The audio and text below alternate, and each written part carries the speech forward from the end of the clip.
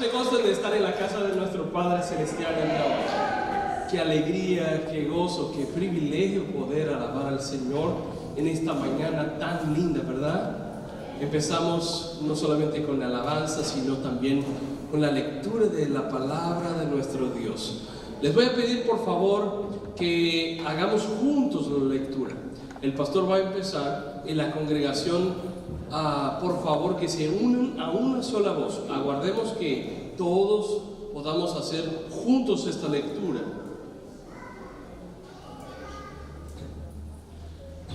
Que el Dios de la esperanza los llene de toda alegría y paz a ustedes que creen en Él, para que rebosen de esperanza por el poder del Espíritu Santo. La congregación.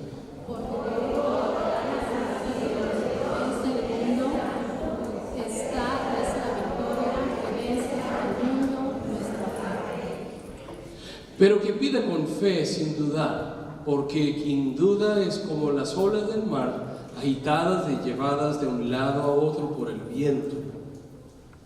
Le pido que por medio del Espíritu y con el poder que procede de sus gloriosas riquezas, nos fortalezca a ustedes en lo íntimo y en su ser, para que por fe Cristo habite en sus corazones.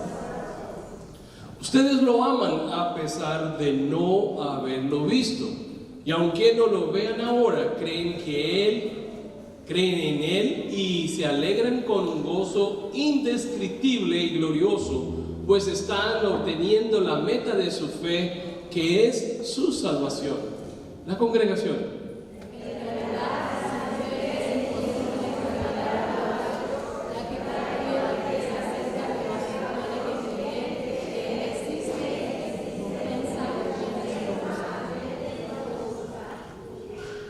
Todos ustedes son hijos y hijas de Dios mediante la fe en Cristo Jesús, porque todos los que han sido bautizados en Cristo se han revestido de Cristo. Todos juntos, fijemos la mirada en Jesús, el iniciador y perfeccionador de nuestra fe, quien por Él gozó que la esperaba, soportó la cruz, menospreciando la vergüenza que ella significaba, y ahora está sentado a la derecha del trono de Dios. Amén. Alabemos a Él, a nuestro Dios, con alegría y gozo. Amén. ¿Cuántos traen lo mejor para el Señor esta tarde? Amén. Y el Señor, yo traigo para ti lo mejor de mi vida. Todos mis sueños, todo lo que yo he anhelado están en ti. Amén. Vamos a decirle esta hermosa alabanza.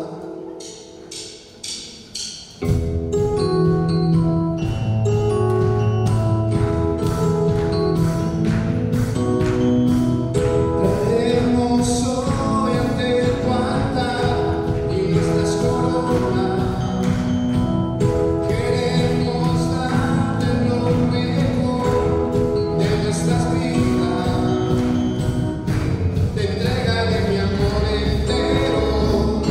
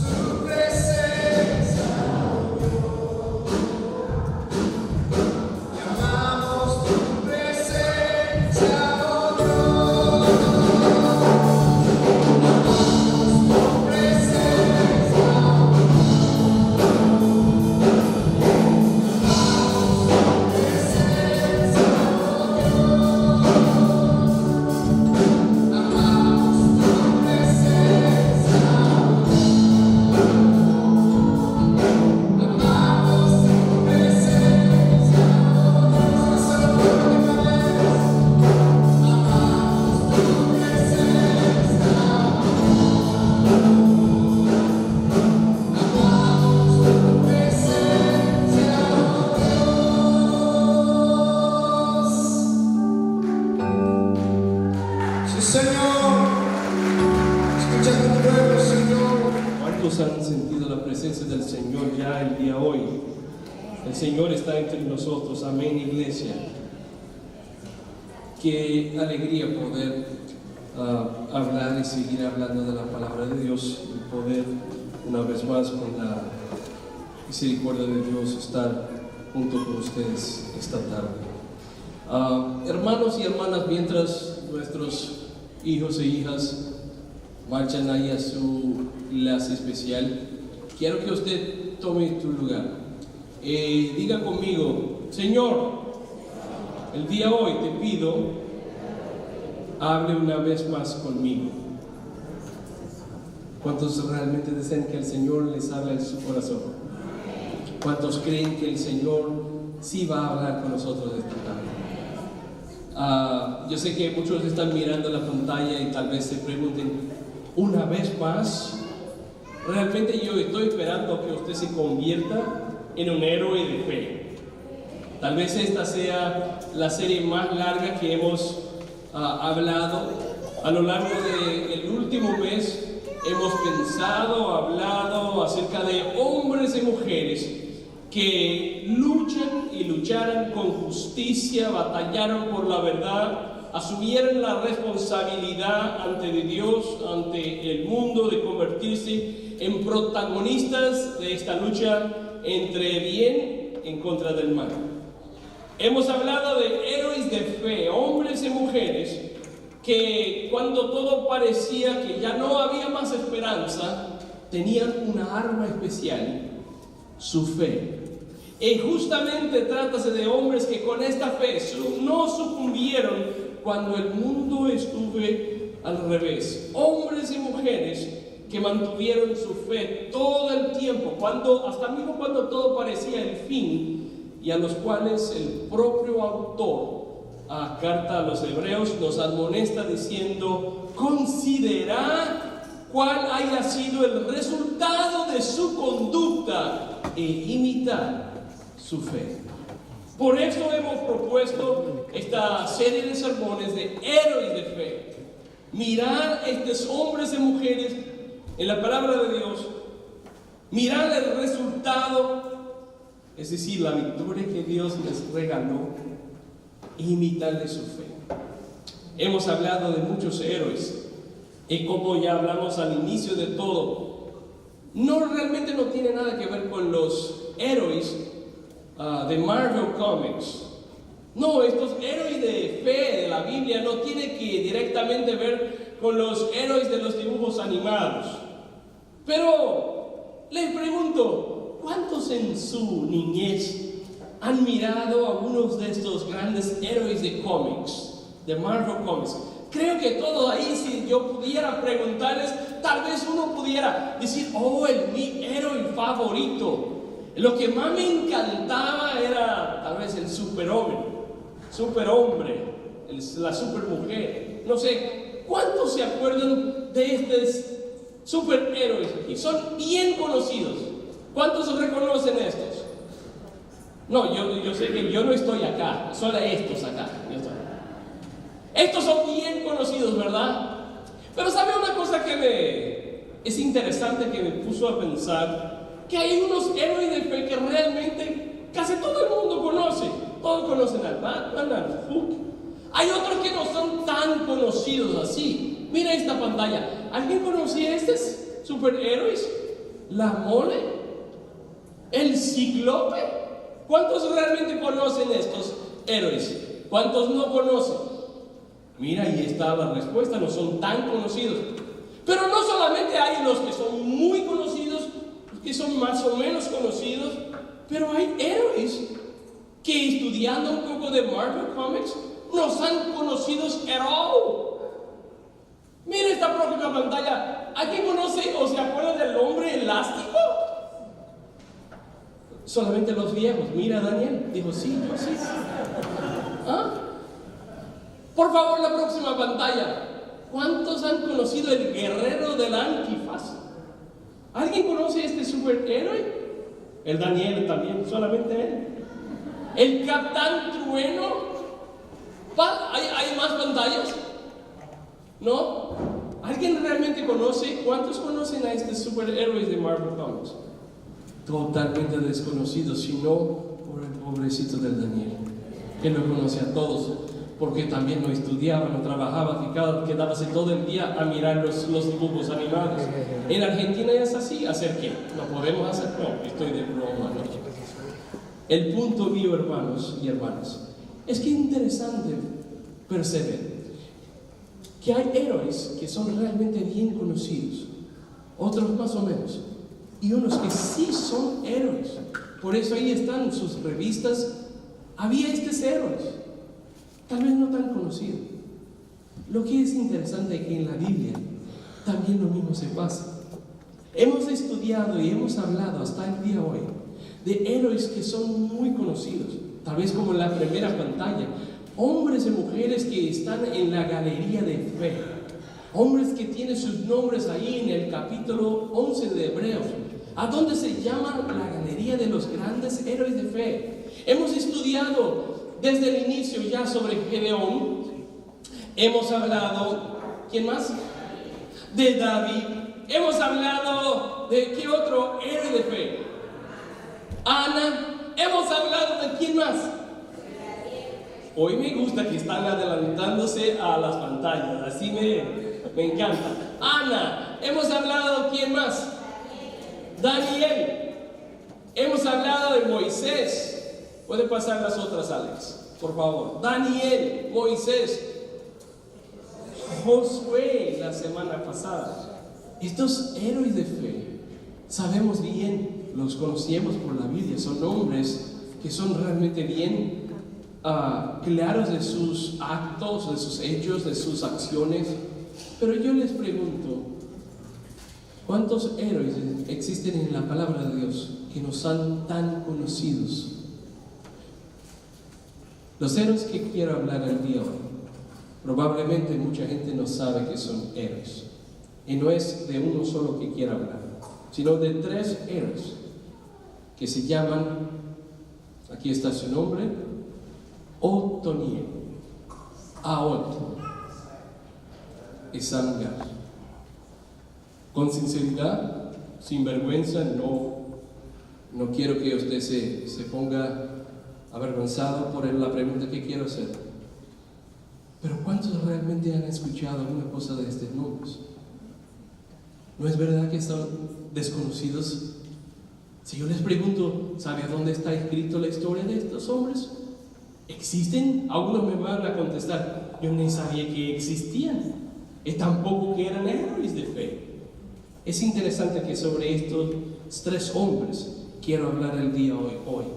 3 héroes que no son famosos, nunca fueron célebres, afamados, renombrados, no están en la galería de fe del capítulo 11 de Hebreos, pero fueron hombres dispuestos a tener las dichas características del heroísmo bíblico, y son estos hombres, Otoniel, Aod y Samgar, que aunque no mencionados, tienen sus vidas y su heroísmo registrado en un único capítulo 3 del libro de Jueces, entre los versos 7 a 31.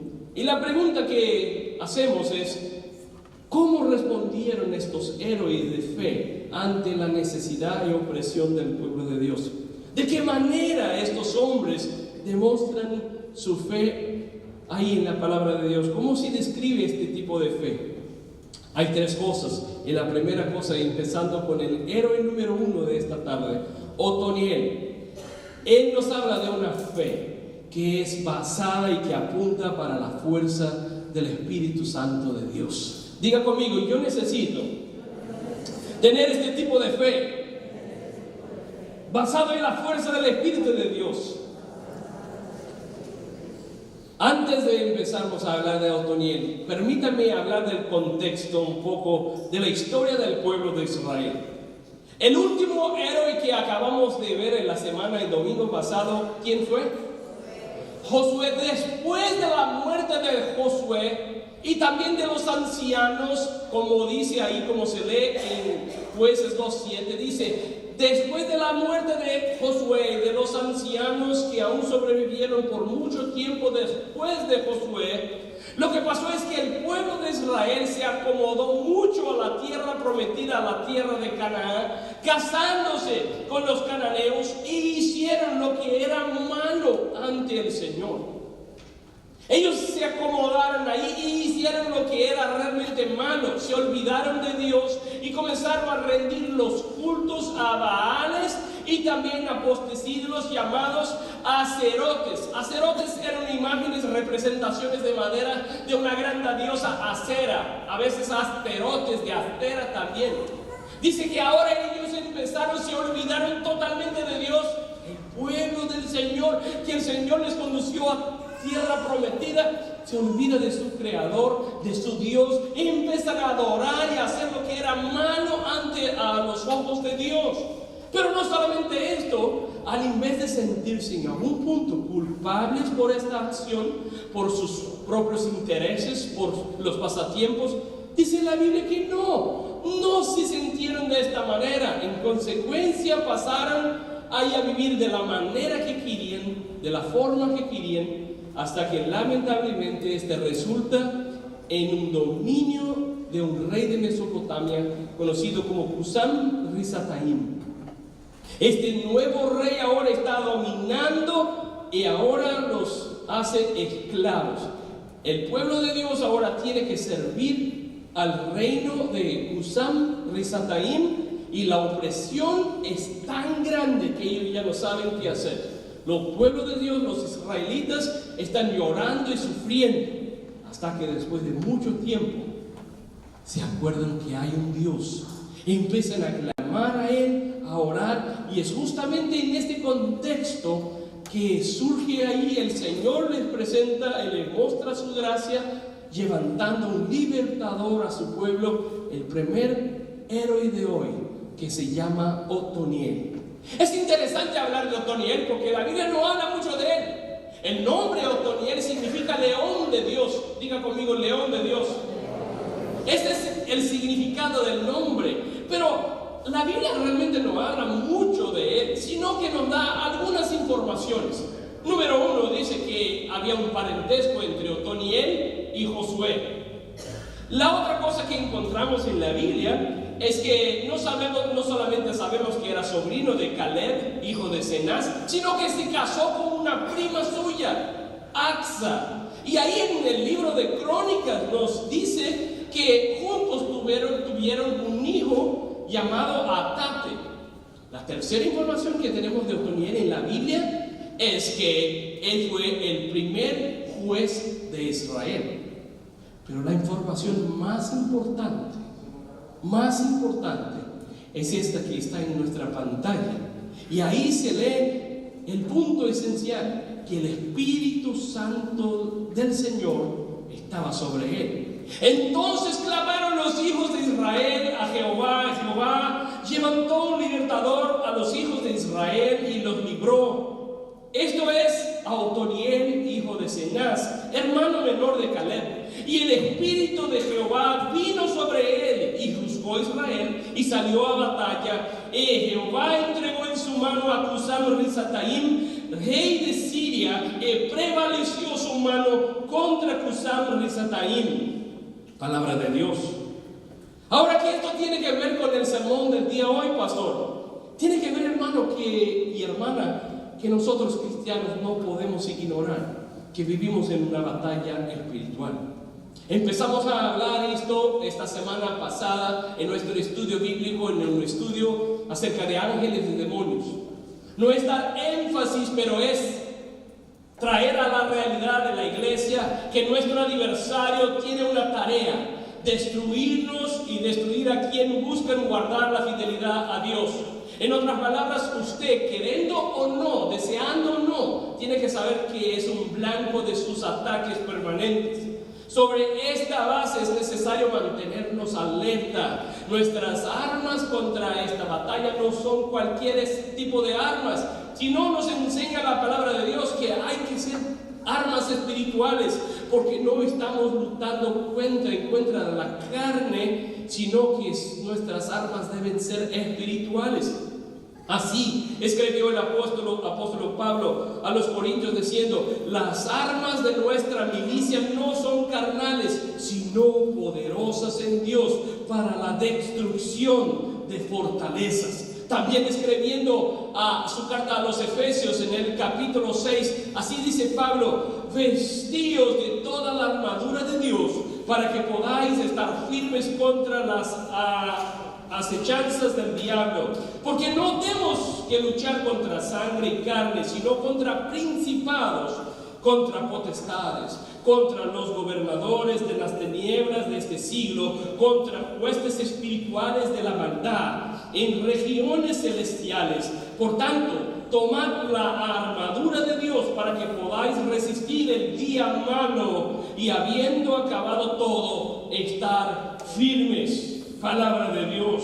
Hermanos, cómo es importante saber que estamos viviendo, sí, en este momento una batalla espiritual. Que el enemigo de nuestra vida está peleando y usted es un blanco de sus ataques. Que muchas cosas, aunque usted no se da cuenta, a veces piensa que es de orden física, pero tiene algo más complejo por detrás de esto. Saber que hay una batalla espiritual, porque así dice la palabra de Dios. Y yo lo quiero decir a usted, hermano y hermana, que aunque usted esté luchando en esta batalla, el Señor te promete victoria.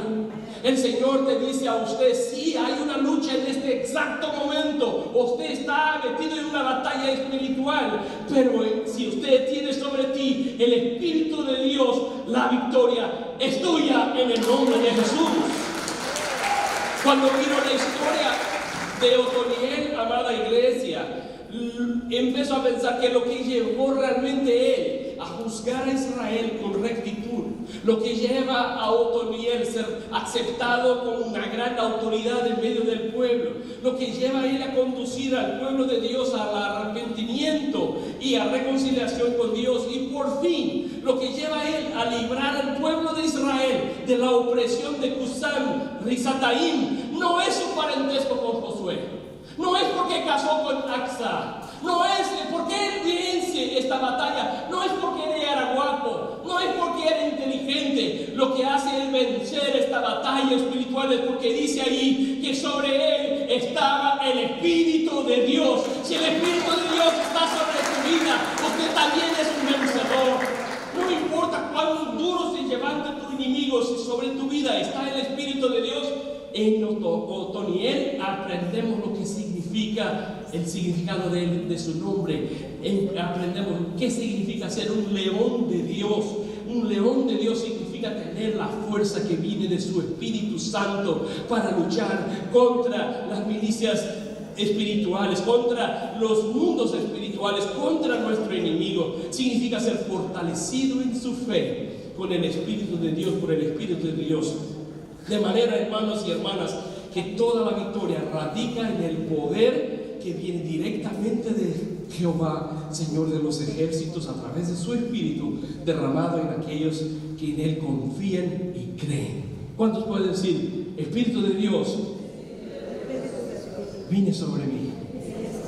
Viene sobre mí, Señor. Quiero vencer mi batalla. La vida, hermanos y hermanas, aunque yo quisiera hablar diferente, aunque yo quisiera que no fuera, pero la realidad es que la vida no es una broma. La vida no es un juego. A menudo mucha gente, muchos hermanos y hermanas no se dan cuenta que la lucha que están enfrentando no es solo una batalla física, no es una cosa de orden física, sino de orden metafísica. Es un problema allá del físico. Por eso lo llamamos metafísico. Es un problema espiritual. Es complejo, sí. El texto dice que por eso necesitamos del Espíritu que es de Dios para ayudarnos a vencer este tipo de batalla. Muchos han perdido la noción que buena parte de lo que sucede en este mundo natural proviene del mundo sobrenatural.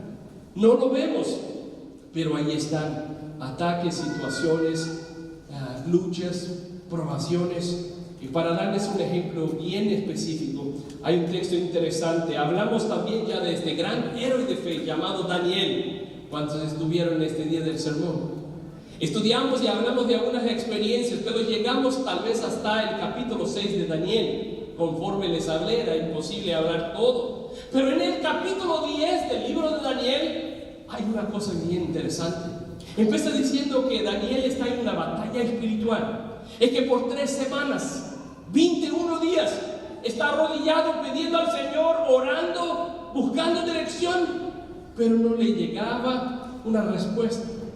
Él estaba buscando, pero no pasaba de que Dios parecía escuchar y responder a Daniel. Pero escuchen lo que dice, que finalmente en el día 21 el ángel Gabriel llegó con una respuesta a él. Escuchen lo que dice el texto en Daniel capítulo 10. Dijo el ángel a Daniel: no temas, Daniel, porque desde el primer día en que te propusiste en tu corazón entender y humillarte delante de tu Dios, fueron oídas tus palabras, y a causa de tus palabras he venido. El ángel está hablando. Mas el príncipe del reino de Persia se me opuso por 21 días, pero he aquí Miguel, uno de los primeros príncipes de Dios, vino en mi ayuda. Yo le pregunto, ¿por qué el retraso, hermano? ¿Por qué? Debido a que Satanás y estos principados y potestades espirituales, dice el texto. Y esto es lo que significa este príncipe del reino de Persia.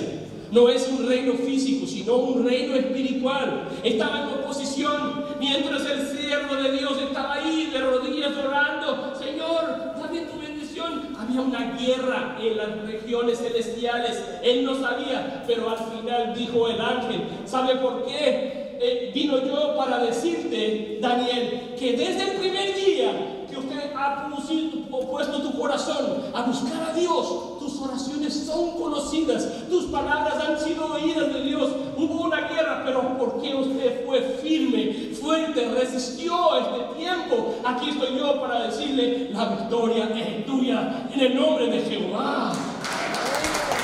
Lo mismo se pasa conmigo. Lo mismo se pasa con usted, hermano. Usted está orando y tal vez esta es una pregunta retórica, como le llamamos. Pregunta retórica es aquella que yo pregunto, ya sé la respuesta. Esto se llama pregunta retórica. Por ejemplo, si yo pregunto a mi esposa: ¿yo soy guapo? Claro que ya sé la respuesta, que sí. ¿Ah? Pero en serio, si yo le pregunto: ¿cuántos de ustedes han tenido este mismo tipo de experiencia de Daniel?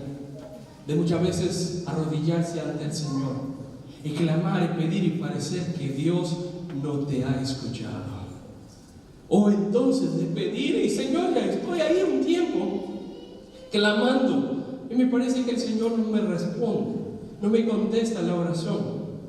Yo vengo aquí el día de hoy a decir: usted debe ser un héroe de fe y tomar la historia de Otoniel como un ejemplo vivo. No va a desistir en este momento.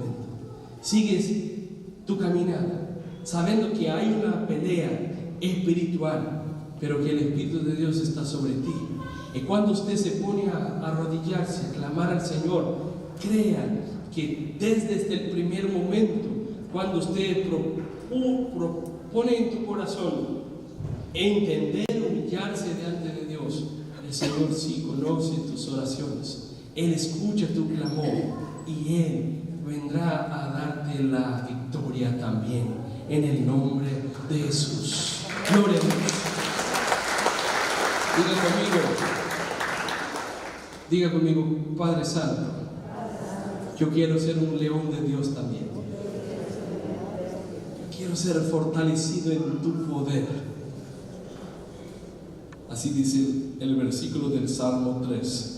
Mas tú, Jehová, eres escudo alrededor de mí, mi gloria y el que levanta mi cabeza. Amén. El pueblo de Israel recibió la victoria. Qué bueno cuando estamos gozando de la victoria. Qué bueno saber que Jehová levantó Otoniel, destruyó a Cusán-Risataim. Estamos libres. Vamos a celebrar, vamos a nos gozar en Jehová. Ahí estaba el pueblo muy feliz, por supuesto, así debía ser. Estaban libres otra vez, estaban llenos de la victoria de Dios. El opresor se había sido retirado, están gozándose, están viviendo de alegría, alabando a Jehová. Pero con el tiempo, ¿sabe qué hizo el pueblo de Israel? Lo mismo que hacemos a veces tú y yo. Empezamos a gozarnos otra vez y alejar a Dios de nuestras vidas. Acabamos de recibir una bendición, pero nos olvidamos de Dios. Acabamos de recibir una bendición tan grande, pero seguimos en nuestras vidas y nos olvidamos que Él tiene que ser todo el tiempo el centro, la cosa más importante. Así hizo el pueblo de Israel. Habían sido libertados por Dios, liberados por Dios, alejados ahí de este opresor, y empezaron a hacer otra vez lo que no era bueno ante los ojos de Dios. Hicieron lo que era malo y una vez más se alejaron del Señor, y un nuevo castigo vino a Israel. Ahora ya no más Husam Rasataim, porque así también pensamos nosotros. ¡Qué bueno! El enemigo ya se está quitado, ya está derrotado, ya no tenemos más. Pero enemigos siempre van a se levantar. Cuando acaba una lucha, está otra ahí, ¿verdad o no? ¿O solamente soy yo que paso esto? A veces estoy en mi vida y digo, ¡gloria a Dios! Logramos suceso, tenemos victoria. Casi ni acabo de cantar gloria a Dios, ya un otro enemigo se levanta. Acabo de vencer una batalla, una otra y está. El pueblo de Dios se olvidó, tal vez celebrando la muerte de Risataim, se olvidó que habían otros enemigos. Entonces dice ahora el texto que Eglón, rey de los moabitas, se juntó a dos otros reinos más fuertes. Eglón se juntó a Amnón y a Amalek. Ahora 3 reinos encuentran del pueblo de Dios. Y porque ellos no estaban con Dios, porque se olvidaron de Dios, dice la Biblia que prevalecieron. Estos enemigos atravesaron las tierras del Jordán. Eglón cruzó el río, tomó la ciudad conocida como la ciudad de las palmeras, que pertenecía al pueblo de Dios, e hizo justamente ahí, en el lugar más lindo, la capital de su reino, y sometió a todo el pueblo de Dios a la servidumbre por 18 años. Antes de seguir, déjame decir algo, hermano y hermana. No te alejes del camino de Dios, porque tu enemigo te quiere hacer esclavo de él. Cuando no nos damos cuenta de que Dios tiene un plan para nosotros y pensamos que nuestro plan es mejor, vamos ahí a un tipo de esclavitud, de servidumbre terrible. Esto lo hizo Eglón con el pueblo de Israel. Ahora está todo el pueblo llorando, sufriendo, esclavo, trabajando duro, sin alegría, sin el gozo de Dios, hasta que alguien se acuerda una vez más que Jehová es Dios grande de misericordia, que Jehová es bueno, y cuando nos volvemos a Él con un corazón puro y sincero, Él se vuelve a nosotros con gracia y misericordia. Sí que hay pecado, pero que a donde abundó el pecado, superabundó la gracia de Jehová. Esto es lo que dice, sí que erramos, pero si verdaderamente ponemos nuestro corazón ante el Señor, Él es poderoso, fiel, grande, fuerte, para regalarnos la victoria. Entonces ahora el pueblo de Dios, recordándose esto, clamó a Jehová en su aflicción, y una vez más Jehová suscita y levanta un otro héroe de fe, ahora que se llama Ahod. Este es un jovencito de la tribu de Benjamín. Así como Otoniel en el capítulo 3 de Jueces no habla mucho de él, habla algunas cosas. Dice número 1 acerca de Ahod, que él era zurdo. ¿Cuántos aquí son zurdos? ¿Alguien sabe qué es zurdo? ¿Cuántos escriben con la mano derecha? No, yo estoy preguntando derecha antes. ¿Cuántos escriben con la mano derecha? ¿Cuántos escriben con la mano izquierda? Usted es zurdo.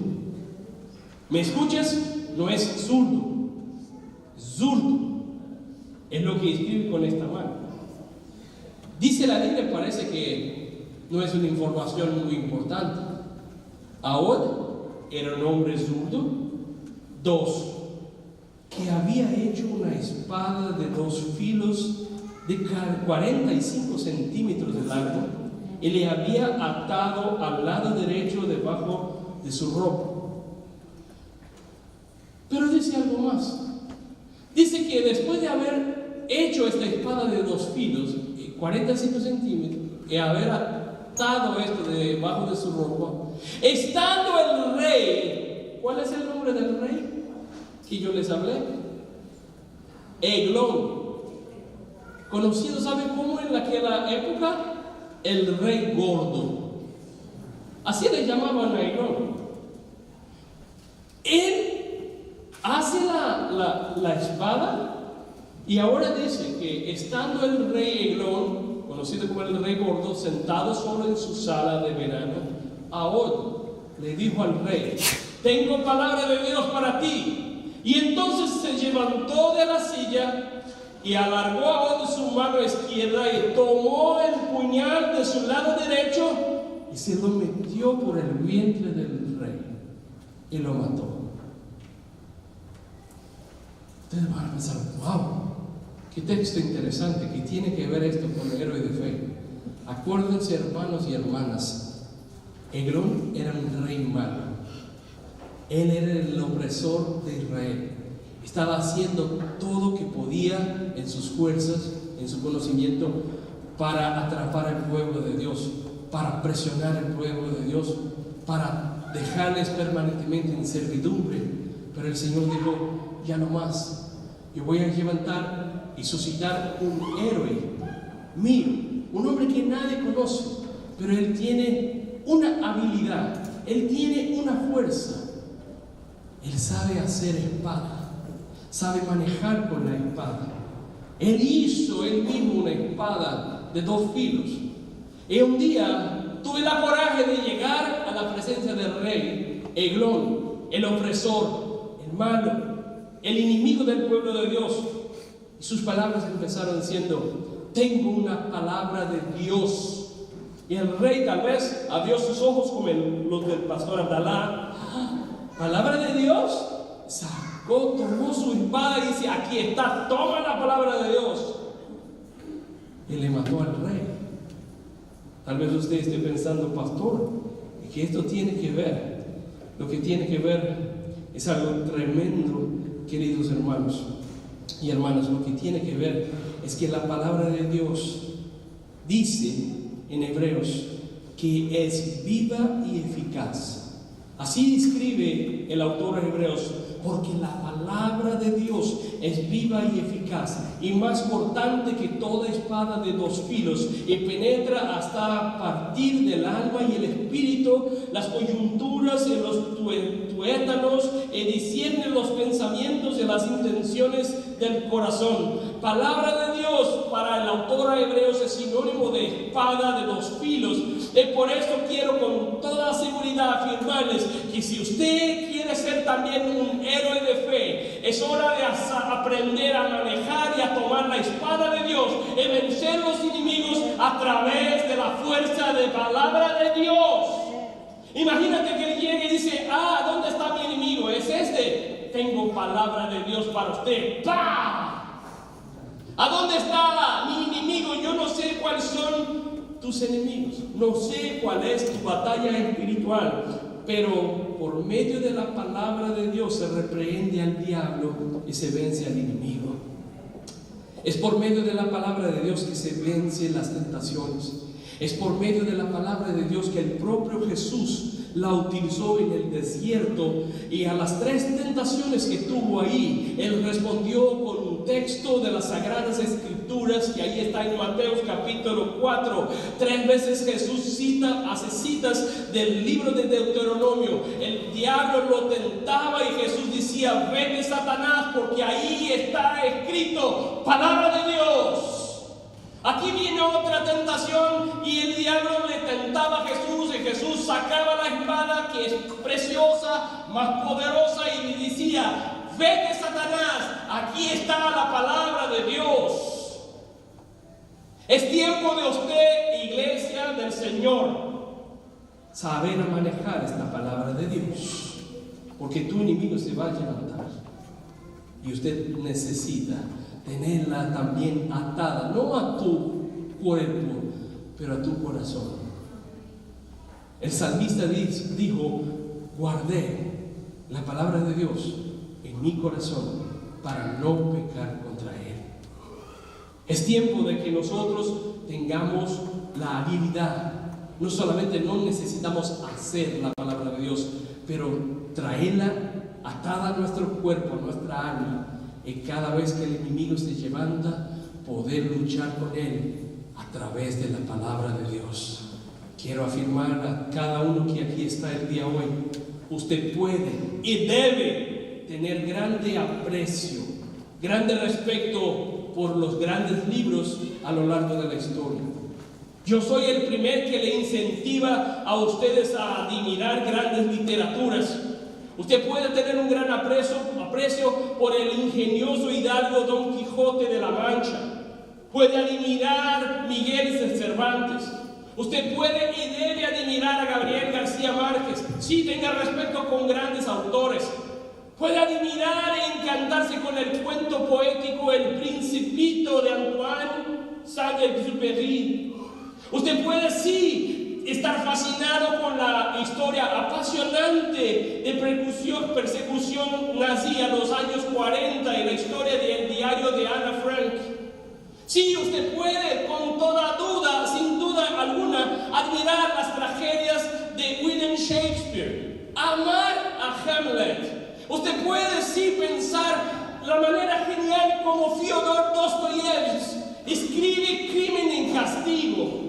Usted puede tener admiración por todos ellos, por admirar la Divina Comedia, por gustar de Fausto. Pero solo la palabra de Dios te puede salvar. Usted puede admirar a todos ellos, pero la palabra de nuestro Dios es la única que dice el salmista y el profeta Isaías: ella permanece por siempre. Isaías 40, verso 8. Usted puede admirar todos los grandes autores, pero solo la palabra de Dios es una lámpara para tus pies y una luz para tu sendero. ¿Qué armas usas tú para defenderse cuando estás deprimido? ¿Qué armas usas tú cuando la ira te consume? ¿Qué armas usas tú cuando deudas te agobian? Cuando estás preso por el miedo. Timoteo declara: toda la escritura, no otras literaturas, toda la palabra de Dios está inspirada por el propio Dios y es útil para enseñar, reprender, corregir, educar en una vida de rectitud. Hermanos y hermanas, aprendamos con Ahod a usar la palabra de Dios. Cuando el enemigo se pone delante de ti, con su afrón, con su miedo, con su tentación, no podemos luchar por nuestra propia palabra. Aprendemos con Ahod a mirar nuestro enemigo, nuestra tentación, nuestra flaqueza, nuestra debilidad, y decir: tengo palabra de Dios para ti. Toma la palabra. Cuando el diablo te dice a usted que estás solo, repites la escritura: dice: yo estaré contigo todos los días de tu vida, afirma el Señor. Cuando el enemigo te dice derrotado, declaras a él la escritura de Dios y dice: así escribe la palabra, yo soy más que vencedor en Cristo Jesús, Romanos 8:31. Si te sientes angustiado, declaras la palabra de Dios: no se aflijan por nada, sino preséntalo todo en oración, Filipenses 4:8. Cuando te sientes abandonado, preséntale la escritura que dice: aunque padre y madre me abandone, el Señor jamás me abandonará, Salmo 27. Cuando el enemigo se pone ahí y te acusa como pecador, confírmale, dice: sí, realmente soy pecador, pero la escritura dice que Jesús ya pagó por mí el precio precioso de su sangre y me libertó. Usa la palabra de Dios. Otoniel, ahora, y entonces ahora el pueblo de Dios una vez más en el ciclo de la vida. Está viviendo bien porque le acaba de matar a Eglón. El pueblo de Dios empieza por un tiempo a vivir bajo los caminos de Dios, la palabra de Dios, hasta que una vez más sale de la presencia del Señor. ¿Cómo nosotros somos teimosos, verdad, iglesia? Este pueblo de Dios no es el pueblo de Dios allí y nosotros aquí. Esta es nuestra historia. Lo duro es que este pueblo de Israel soy yo y usted. Somos nosotros. Somos nosotros que después, a veces de ser regalados por Dios con tanta cosa, nos olvidamos de Dios. No venimos a casa de Dios. No estamos en su presencia. Yo hablaba en uno de los estudios que había en la iglesia de Brasil, donde yo era pastor, hace mucho tiempo esto. Había un jovencito que siempre pedía a Dios en oración, que necesitaba de un carro, de un automóvil, para poder venir a la iglesia. Llevaba como que 4 horas para que él por 2 trenes se dice? Trenes, y más 2 ómnibus, hasta llegar a la iglesia. Era realmente 4 horas para salir de su casa y llegar. Pero todos los domingos ahí estaba. Todos los domingos. Empezamos a orar: Señor, bendice a este jovencito, es un camino bien largo. Él necesita de un automóvil para venir a tu casa. Después de 1 año y medio, el Señor le bendició. Y tuve su primer carro. El Señor le dio su automóvil. ¿Y sabe qué pasó? Por un domingo vino, el domingo siguiente ya no estaba en la iglesia. En 2 domingos más ya no vino. Yo le pregunté, muy preocupado: ¿qué pasa con usted, Valerio? ¿Qué está pasando? ¿Está todo bien? No, sí, es que yo estaba en la playa. Digo, pero en el día domingo no podía ir el sábado. No, es que el día domingo estaba tan precioso y allí tuve que ir. Está bien, hermano, yo intento, está bien. En el próximo, que estoy visitando unos amigos. Y Valerio, ¿está todo bien con usted? Ese quedó que casi 1 mes no vino a la casa de Dios. Y cuando venía decía: ¿sabe? Estoy aquí, pero ya tengo que salir bien temprano porque tengo un compromiso. Escuche lo que quiero decir, hermanos y hermanas. Yo no puedo decir que no debemos tener tiempo de gozo, de alegría, de diversión, pero jamás se olvide que Dios es la prioridad de nuestra vida.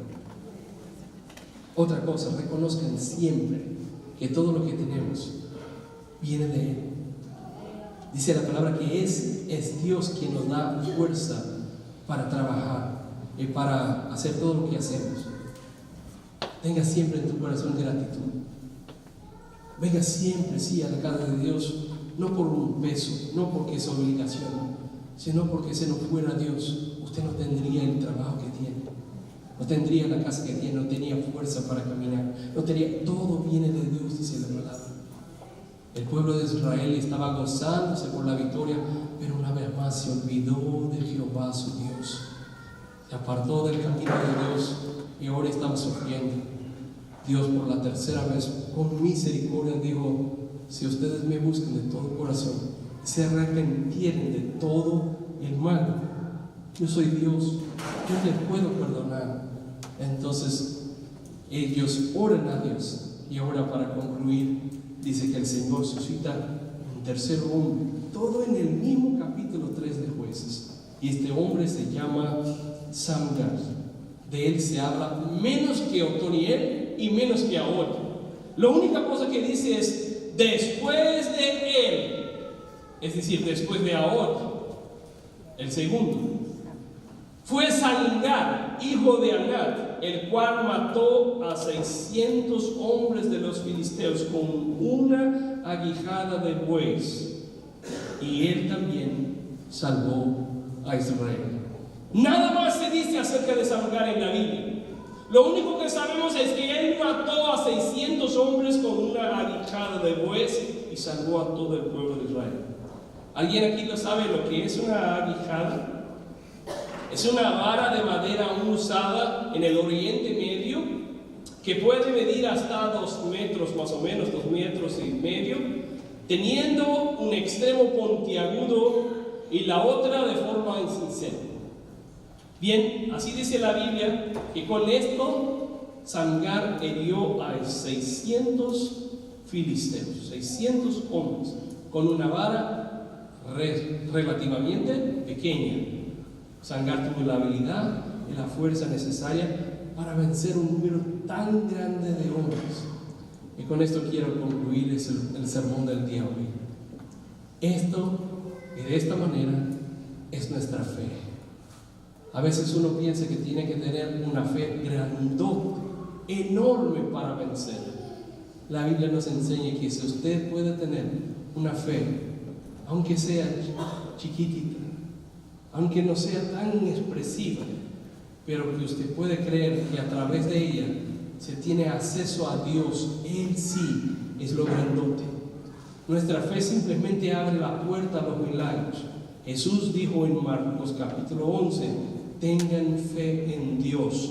Les aseguro que si alguien dice a ese monte que se quite de ahí, se arroje al mar, y lo dice sin vacilar, creyendo de todo corazón que va a realizarse lo que pide, lo obtendrá. Dice la Biblia, por eso les digo que obtendrán todo lo que pidan en oración si tienen fe en que van a recibir. ¿Cuántos creen que la fe puede mover montañas? Lastimosamente, muchos de nosotros en nuestra vida despreciamos las pequeñeces, nos desanimamos con el poco, no creemos que con poco podemos hacer mucho. Pero la vida y la historia de Samgar es una representación viva de cómo Dios puede usarnos en su servicio. De que aunque seamos pequeños, Dios puede usar a ti y a mí. Que aunque usted tenga pocos recursos, el Señor puede hacer cosas grandes a través de estos recursos. Acuérdense de algunos otros ejemplos de la palabra de Dios, una lista de cosas pequeñas e insignificantes, pero por medio de ellas Dios hizo cosas extraordinarias. Una única vara, Éxodo 14, el Señor partió el mar rojo. Mira, una piedra, que ya miramos la historia de David, una única piedra derrotó a un gigante, 1 Samuel 17. Con 5 panes de 2 veces, Jesús alimenta a una multitud de 15,000 personas. Con una aguijada de bueyes, Samgar pudo matar a 600 hombres. Yo le pregunto al final de este sermón, ¿cuánto usted piensa que necesita para vencer? Ya estudiamos de Gedeón, 300 hombres. Dios le dio la victoria. Yo te hablo con la autoridad del Espíritu de Dios. Tenga fe, aunque sea pequeña, pero tenga fe en Dios, no fe en la fe. No es fe en la iglesia, no es fe en el pastor. Tenga una fe, aunque pequeña, en aquel que realmente es grande. Aunque tu fe sea pequeña, pero no está en el gobierno, no está en el futuro, tu fe debe ser pequeña en aquel que es grande y poderoso. Y cuando lo hacemos, la victoria es nuestra, en el nombre de Jesús. Que Dios nos bendiga.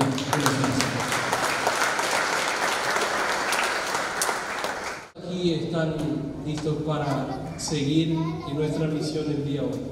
Porque ahora cuando las puertas se abren es que usted va a tener que demostrar que es un héroe de fe. Así es, ¿verdad? Aquí todos nosotros somos como un cuartel general de héroes. Pero la misión empieza ahorita. Cuando sale a calle, cuando va al mercado, a donde quiera que sea, ahí empieza nuestra misión de héroes. No se olviden, caminemos con la fuerza del Espíritu Santo, seguros de que la palabra de Dios está atada a nuestro cuerpo, y aunque sea con pequeña fe, tenemos la victoria en Cristo Jesús. Pongámonos en pie en nuestros pies. Y una vez más les invito, ya le habló Angie, pero les invito a la última serie, al último sermón de esta serie de héroes, el próximo domingo. porque si no se transforma, se convierte en una novela de fe, ¿verdad? No, pero por favor dé mano a quien está cerca de usted. Usted fue bendecido el día hoy, diga amén. Y pocos. ¿Cuántos se sienten bendecidos el día de hoy? Dice amén. ¿Cuántos pueden, por favor, mirar a quien está cerca de usted? Darle una sonrisa que no necesita hablar, solamente así. Ya le demuestra el amor de Dios. No hable, solamente le mire así. Amén. Es la sonrisa de Dios, es el gozo del Señor. Damos gracias, Padre, por este servicio, por la alegría, la oportunidad, el privilegio de estar juntos como pueblo de Dios en tu casa. Gracias por, Señor, la oportunidad de levantar un altar de adoración con canciones, alabanzas. Gracias por escuchar tu palabra, ser inspirados por esta palabra de Dios y que nos motiva a caminar y a seguir con fe, sabiendo, Señor, que la victoria es nuestra en el nombre del Señor Jesús. Y que el amor de Dios Todopoderoso, la gracia de Cristo Jesús, nuestro Señor, y la presencia del Espíritu Santo de Dios de una manera muy especial, la unción, la comunión, el consuelo del Espíritu, sea con nosotros hoy y siempre.